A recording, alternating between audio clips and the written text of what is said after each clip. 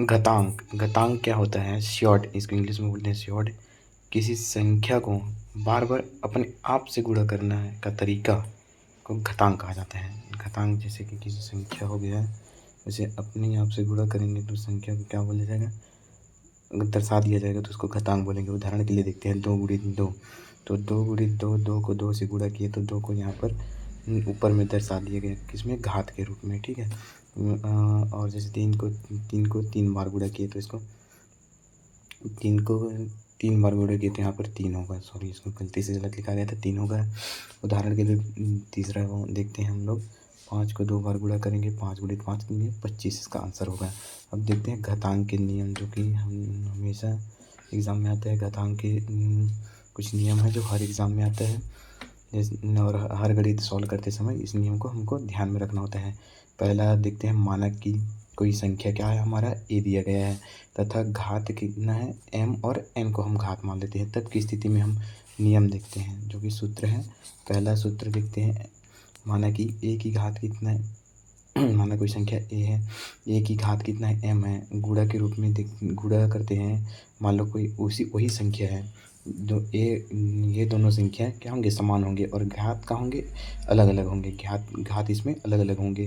तो अगर संख्याएं, जो बेस संख्या हमारा है, समान में है, तो हम संख्या को जैसे का तैसे लिखेंगे, जैसे कि यहाँ पर। और उसके बाद घात, जो ऊपर में जो घात होगा उसको जोड़ देंगे, वो घात तो हमारा जुड़ जाएगा। जैसे उदाहरण के रूप में देखते हैं, जैसे 5 दो संख्या है, 5 दोनों संख्या कितने कितने? 5 5 है।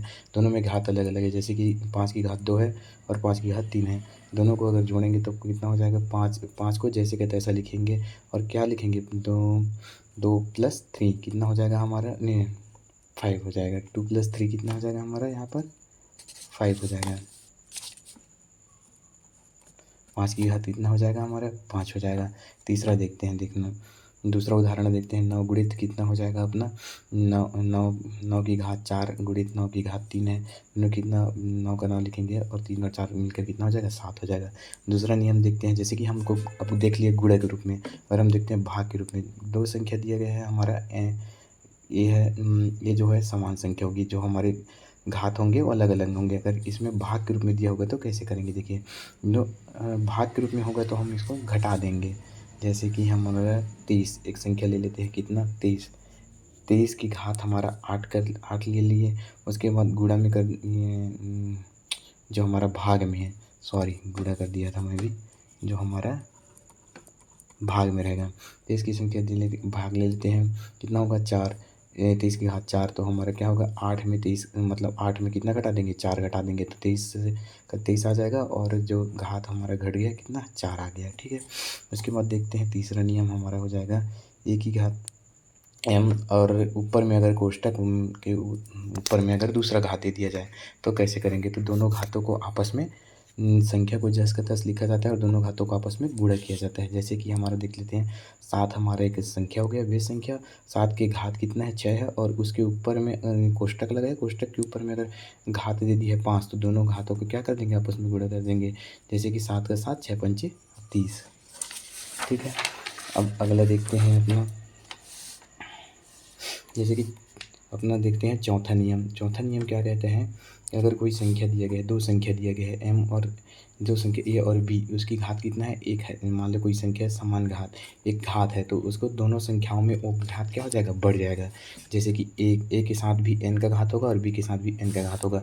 उदाहरण के रूप में मान लेते हैं हम लोग, कोई संख्या दिया गया है 36। 36 का घात कितना है? मान लो 3 है, तो हमको दो संख्या में उसको क्या कर देंगे? बांट देंगे। 6 गुणित 6, दोनों में 3 3 के घात को भी बांट देंगे, तो इसका आंसर हमारा क्या आ जाएगा? ये देखिए 216, 216, 46,656 अपना आंसर आ गया है, ठीक है।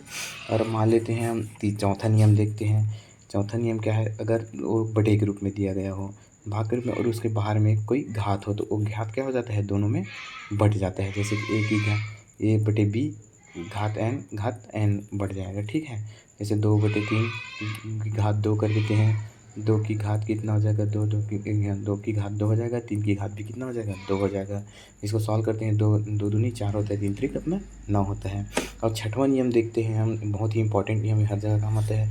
जैसे a की घात कोई भी संख्या हो, अगर उसका घातांक कितना लगा हो, 0 हो, तो उसका आंसर हमेशा 1 आएगा। जैसे 1 आएगा, इसको हमेशा काम देगा। देखते हैं, जैसे 25 का घातांक में 0 लगा है तो उसका 1 आ जाएगा। 100 के घात में अगर 0 लगा देंगे तो क्या आएगा, 300 घात में 0 लगाने के 1 जाएगा।